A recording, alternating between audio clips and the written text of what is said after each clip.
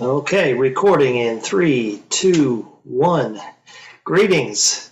Greetings, everyone. Welcome to Club Membership, the perfect try before you buy program, a virtual seminar of the world's greatest hobby. My name is J.M. Gadoury, and I'm from Richmond, Virginia, part of the Richmond Area N-Track, Richmond Area N-Rail, a subsidiary of the Richmond Freelance and Prototype Model Railroaders. It's my pleasure to be with you today. We will get everything running here, won't we? Here we go. Yes. Boom. Just starting. Are you stuck on start? Just getting started? Well, this seminar is for you. We're going to be saving time and money as long as we can get all of our technology to work well today. And thank you for your patience. Boy, it's been quite a year, hasn't it?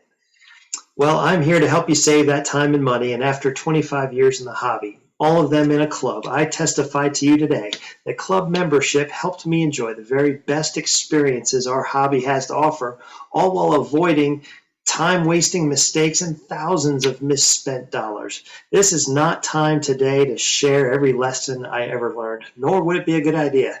It would be a waste of time. So let's save you some time and some money. Let's find out why are you model railroading? And this is exactly what I'll be sharing with you today, which is that it's the pure gold. It's the pure gold of model railroading, and that is when you discover your why. When you discover why you are a model railroader and you join with a team of like-minded people willing to help you achieve your why, you will accomplish it faster, cheaper, smarter, and with so many rewards you will never second guess your decision. A team of model railroaders is called a model railroad club, and when you invest yourself in the exchange, you will find the perfect try before you buy program for your life. So let's get started. And we're going to start with my model railroad story beginning around 1992. My girlfriend and her dad showed me their model railroad, and I was growing up building model cars, and I was very much intrigued by model railroading, even though I had never done model railroading until I was in graduate school. And as you might guess, I also wanted to share her hobbies and gain favor with her family. That was a pretty big part of my why back then. So my model railroad story continued in 1995 when my wife and her brother gave us all a tour of the Sebring Model Railroad Club in Sebring, Ohio.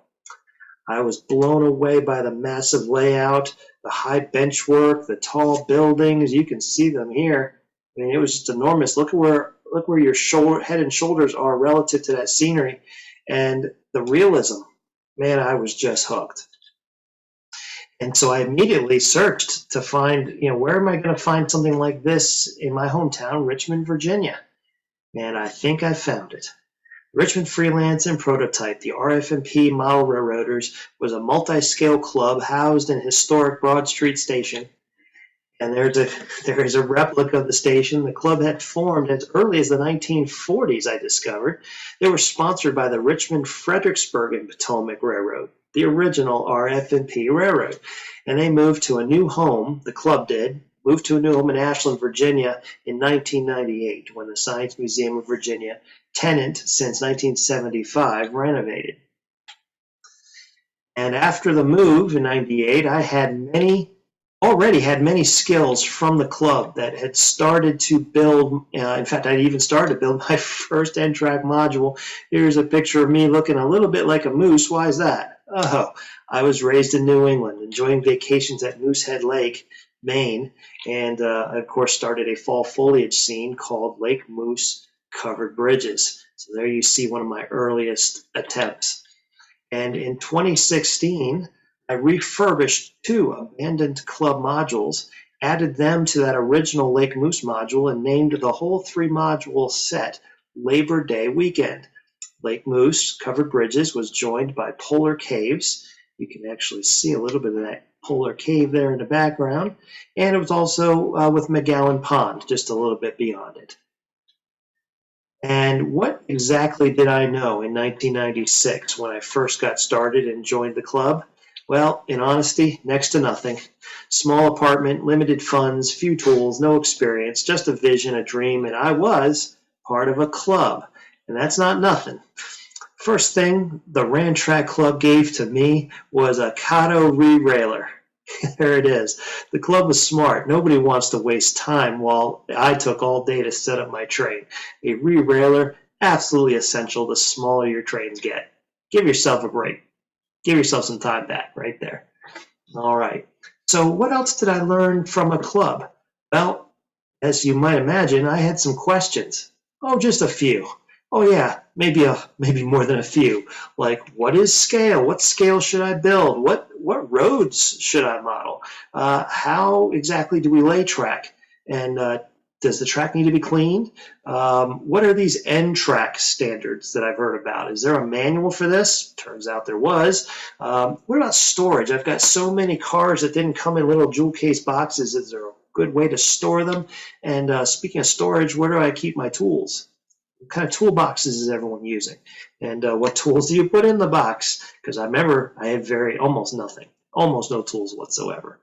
And of course, I also wanted to know about couplers and weights for smoother operation. There's lots of shortcuts and a lot of tricks that the clubs know that it would have taken me years to find out. What are the cheap trains that I want to avoid? What are the best engines that I want to buy? And what era am I? I'm kind of not so much interested in steam personally, but I definitely don't like the most modern. I wanted transition era. That was just me, but those are the type of questions you'd want to ask if you joined a club. And also you might want to find out, should I be working on a home layout, or should I really focus my energy on these modules that I can take to a public show? And what magazines should I read? And how do I find a deal? You know, when there's a deal going on, how do I find out about it? Those were just a few of the questions that I had, and I got a lot of them answered in those first few years. I later learned answers to DC versus DCC. Yeah, analog versus digital command control, prototype scenery or selective compression. You know, in my mind's eye, I wanted to build everything, but I just didn't have the space. So a lot of times we have to compress selectively, and that's what I learned early on. What's the best radius curves for best operation? Many curves, if you want to squeeze it all in, you're going to have a shoehorn looking layout before too long. And I learned definitely how to get good curves as part of your setup. And running round and round or prototype operations. This is a debate that'll get people hot under the collar because they say, you run it however you want to run it. Well, you know, if you like things that just go round and round and round, maybe you're a NASCAR fan. Or maybe you like prototype operations, which some people would say, you're too analytical. Well, to each their own. This is a hobby, but when you learn from a club, you can get a lot of these questions answered before you make mistakes that you regret years later. And I ultimately figured out how to design a show layout and also learned things like how to solder wires. Check out Dave down here soldering wires, a bus cable connecting to the track up above. Just amazing things that I learned from a club. Okay, next page. Clubs can help you find your tribe. Clubs are tribes? Oh, you better believe it. GOHOSNZ, just for starters. When I walked into that multi-scale club for the first time, I was greeted and evangelized by members of 3 scales. The N-scale guys won the day when they exclaimed, "Don't make a mistake and join those horribly oversized HO guys." They didn't realize that I had been strongly influenced by that HO club in Sebring, Ohio, and that my wife's family home layout was an HO empire. But as a poor graduate student in a small apartment, I needed space, and my why was all about realism. So it was N-scale for me. So you walk into a club and ask, what's the best scale to model? You might hear, gee, a garden without a train wastes a perfectly good garden. Oh, for real? Only the best will do. S is supercalifragilisticexpialidocious. Oh, HO. HO is the #1 selling scale in the world for a reason, you know. N, anything you can do, I can do better, to infinity and beyond. Z, the best way to Z the world is from the train. Duh. Yeah, join your tribe. Next page. All right, so let's delve into why. Why are you model railroading? You know, for me, it was a lot about family time. My wife and I both joined the club early on. There's my dad helped me on his table saw, cutting out some modules. There was my brother-in-law back there with my in-laws, all at that Sebring, Ohio train club. And that was my father-in-law's layout that he has in his house. So for me, family time, model railroad time is all about family time. What about creative artistic outlets? You know, maybe you're like me and you just really love this scenery. And I'll take it to another level. I like to get various cameras involved. This is a little style similar to a GoPro minicam, but it's one that you can put in the smallest of trains and run it on the track and replicate a cab ride view. And so that artistic outlet of replicating something, look at the Broad Street station there. And I just loved that ability to model the real world. And here's a scene I saw at the show in Louisville, Kentucky, back in 2006. And they've got products on these N-scale shelves. It's absolutely amazing in the way that they lit that up. All right, what about maybe your why is that you really want to treasure an object. Maybe it's your trains. You know, for me, it's those bluebirds over here. Boston and Maine, just that paint scheme, it just set the tone that I wanted, and so it to me is definitely treasured. That's part of my why and my passion. But there's also the challenge of replication. Again, that station built after the exact prototype, using the original blueprints. It's just a challenge worth taking on, in my opinion. Down here's my friend Jay's his bridges of it's Manning's Bridges. That was one of the most popular modules for probably 2 decades in our Model Railroad Club, and you can see folks are just checking it out. Anything that's going over a high bridge with water, very popular. All right, well, somebody like myself might include in their why the ability to tell a story or to inspire and entertain others. You know, I took it so far, I've created several newsletters for our club over the years, and we even had a member named Ed that loved to sit in the back room of one of our shows with a whiteboard that had the layout all diagrammed, and he would use a little radio and dispatch everyone around the layout in another room.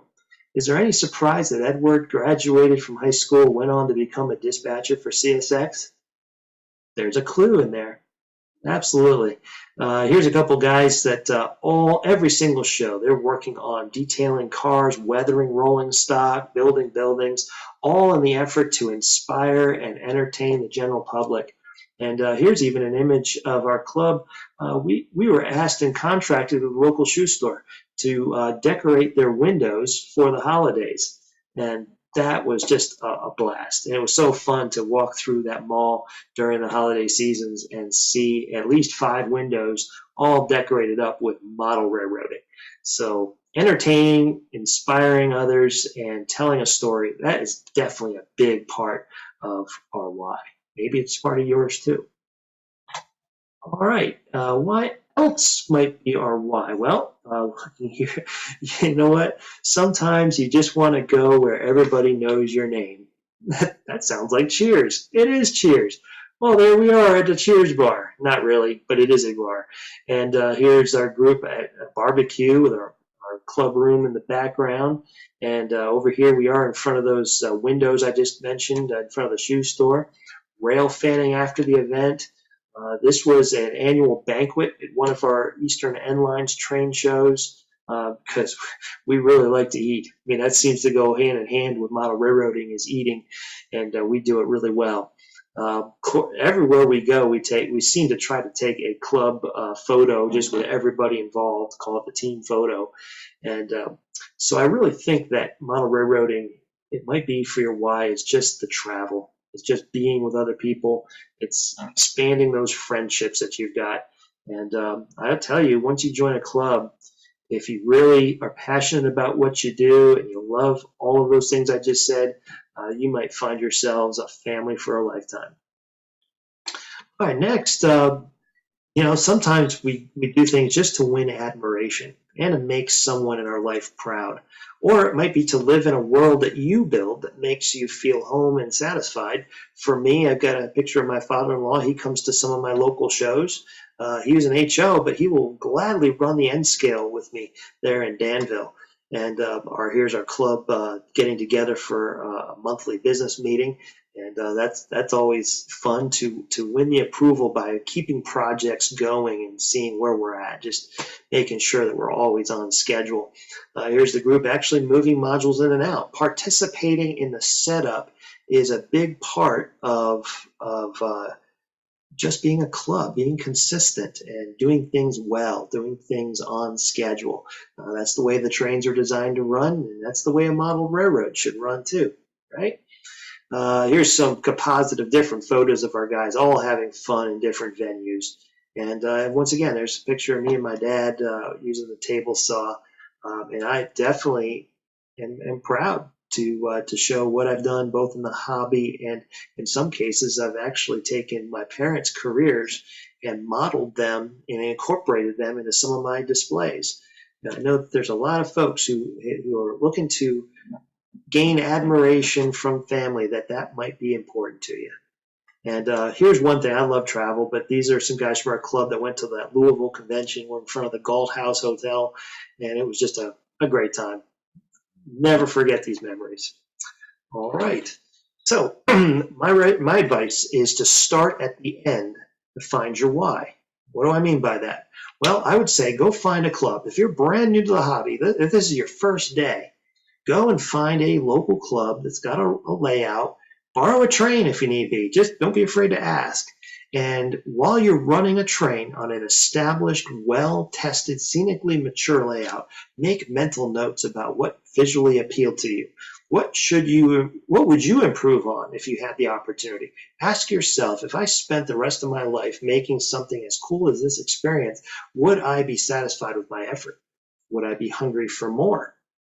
And then act on your mental notes right away by quickly accomplishing the steps you know you can execute well and that you can execute soon.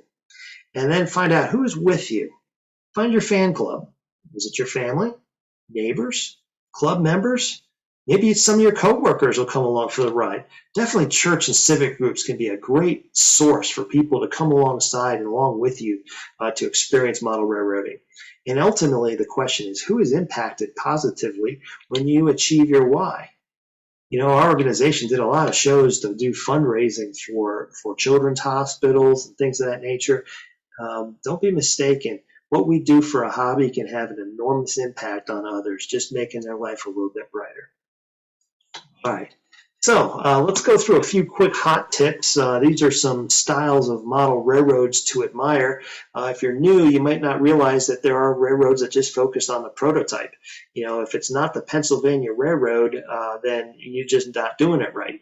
And if you're just not that much into precision of a specific prototype, then you might be more interested in the plausibly prototypical fictional railroad. Completely fictional, but it's designed to look just like a prototype. Club layout for my club is called the Blue Ridge and Western Railroad, and it is completely fictional. I'll reference you some videos about that later if you're interested. Most people are aware that Disney World has a railroad. It's called the Lily Bell, named after Lillian Disney, Walt's wife, and that is a very good example of an honorific railroad. And you might consider joining an organization. Somebody might have a basement layout, or you might build one yourself in somebody's honor. Another type of railroad is a whimsical. You might think of the name like the Goofy, Donald Duck, and Dinosaur Friends Railroad. This can start to get to be fighting words for some folks because, if you criticize a whimsical railroad, well, you just don't get it. Everybody should enjoy their railroad to the best of their ability, and whatever they like, they like. I think everybody has something that they're very interested in. Sometimes the whimsical is exactly what the doctor ordered. It's what you need. It's what you want. Maybe it's great for your kids. Just has great interaction. And it's a railroad that doesn't take itself too seriously.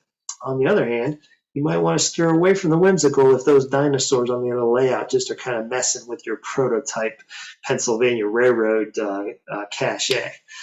All right, there are two more types here that are modular, and this is really in the domain of clubs that do the modular railroading. There's what I refer to as modular random. If you remember science fairs at least 20, 30 years ago, everyone would come in with their own little exhibit. They'd set them up on tables, one after the next, all of them looking completely different. And that's kind of the way a modular random layout appears. It's very intriguing. You can go around and see what everybody did and how they were all inspired, but it's not designed to really look like a railroad, such as a plausibly prototypical fictional.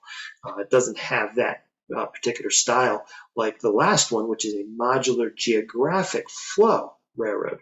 This would be one where the entire club has decided, yeah, we like that transition era, maybe between 1940, 1980, and so a little bit of steam, a little bit of diesel, maybe definitely a New England landscape, and we'll do it all in the fall. All right, so if everybody builds their modules in a geographic flow, then to the general public looking at it, it looks like the entire layout was just one layout, all designed to go together. Those are some preferences about style that you definitely, as a new person, might immediately attach a preference to, just so you know. All right, next. What to collect? Well, everybody's going to have a different opinion about this, but I would say that you can't collect everything, certainly when you're just starting out. So why don't you decide, what is your favorite region or territory? I already mentioned that I came from the New England area, so I obviously tried to collect and model from there. Another question would be, what's your favorite era? Do you like that steam era, or maybe just like the most modern equipment you can possibly find? Or maybe you do like that transition era where you can model all of it. Just ask yourself that question. How important is it to you to have ready to run equipment? Some people don't like to assemble anything. They don't want repairs. If they bought something used, they're just praying that it works. If that's you, then you might want to focus on collecting things that are just really ready to go out of the box and come with guarantees. But for some folks, the deals, the real good deals, are going to be found in the things that might be lightly used and just need a little bit of fine tuning to bring them back to good order. Do you like your cars, your rolling stock to look clean and new, or grimy and weather beaten? If you spend any time by the tracks, you know that most of the trains today are weather beaten. They've got stains on them. They got graffiti. And if you're really looking for that kind of a prototypical look instead of clean and everything looks like it just came out of the shop, then that's going to probably dictate what you're interested in collecting, or maybe it will have to do with what you do to the things that you collected. So just something to consider. There's whole questions about railroad heralds. For me, it was Boston and Maine, but doing New England, I could also do New Haven. I could do Maine Central, Belfast, and Moosehead Lake Railroad is actually a place.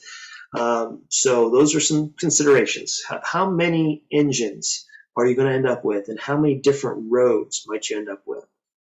For me, modeling at the RF&P model railroad at Richmond area NTRAC, we obviously run a lot of CSX, a lot of Norfolk Southern, Norfolk Western. So I found a lot of those also in my equipment because I want to look prototypical on our club layout too. My primary approach or advice would be narrow your focus early on. Satisfy yourself with a full inventory with a narrow focus, but don't be afraid to take advantage of too good to pass up deals. And they do happen. There are estate sales, people get out of the hobby, and you might find really cool collections. And the thing to do is to listen to club membership for hints, tips, clues, and any indicators that there's about to be a deep liquidation opportunity. Usually model railroad collections go forward in leaps and bounds when there's an enormous opportunity. So just pay attention to those. Okay. What to build? Again, I would say starting with a club, volunteer to help with simple, repeatable tasks. A lot of times new track has been laid. Who's going to pour the ballast? That ballast needs to be poured a certain way, and then you can actually practice your technique on cementing that ballast down. You could lay the rail. You could do some wiring, learning how to do solder and how to electrically connect everything together. So volunteer and just start with simple, repeatable tasks. I would set a goal. Every time you go into the club, learn something new with every visit. Just make that a goal, and you'll be surprised how much you do pick up. I would also say that if you start by building a module, as opposed to starting with a big layout or a layout concept. Here's what you're going to gain. Modules provide hands-on learning from design to bench to track to wiring to ballasting that track to scenicking everything around the track to the finish detailing, and then of course setting up the modules, interconnecting them together, and then taking the modules down. There's a whole another notion of transport. How do you get modules to and from a show, and how do you store them so that they aren't getting damaged over the course of time? And then, of course, there's always the what comes next. After a module is done, you got to decide, oh, what am I going to build after this one? So I would say that modules is a great, it truly is the try before you buy program, because you're putting all your eggs in one basket, but that one basket is going to teach you everything. All right, how to find a club. Wow, if you've already picked your tribe, if you already got your scale, you are ahead of the game, you're advanced. World's Greatest Hobby has a great site which has a listing of active clubs. You could find the same thing by doing a search on Wikipedia. NMRA has a listing. NRail organization has a listing of active clubs. And you can go to other websites. So just a little bit of research will find you clubs in your area that you can be involved in. I would also go to social media, places like Facebook, and look specifically for clubs that do frequent posts, that are the most active, and particularly ones that are interactive, ones that will respond to your questions and will even welcome and include you into what they're doing. And then I would say reach out to available email, phone numbers, or social media messenger tools. Make yourself known. Find out when the club meets, not just for business. Find out when they also do workshops. And of course, find out when they run trains. That way you can plot your calendar to show up at these times when you're going to get the most value and the most learning out of the Model Railroad Club experience. All right, so the big finish here, I've been talking about how I saved time and money, and how exactly did I do that? Well, just looking at these images here, I half built 2 home layouts from 1997 to 2004. They were an assemblage of compromises, low budget choices, shortcuts. Ultimately, they were unsatisfying. I only burned about $200 in materials and maybe 40 long distributed hours on those efforts. Had I stayed with them, I would have wasted thousands and spent hundreds of hours chasing concepts that had no hope of satisfying my why. So here's what really happened. During those wasted ventures, I was already running trains, long trains. I was building highly satisfying, targeted collection, leveraging the clubhouse supplies. I was building my first concept module for Lake Moose covered bridges, and I was achieving group activities that fed my why. Those are all things that I didn't have to wait to do a full home layout to learn. And within 5 years, I was presenting clinics at shows, serving on the board of my club, writing a newsletter, and much more. So whatever your why is, you can achieve it by beginning at the end. So my advice to you today is join a club and discover for yourself the perfect try before you buy program. I want to thank you all for watching. I hope you've enjoyed this presentation. I hope it helps, and I look forward to seeing you on the tracks. We will stop the presentation right here in 3, 2, 1. Adios.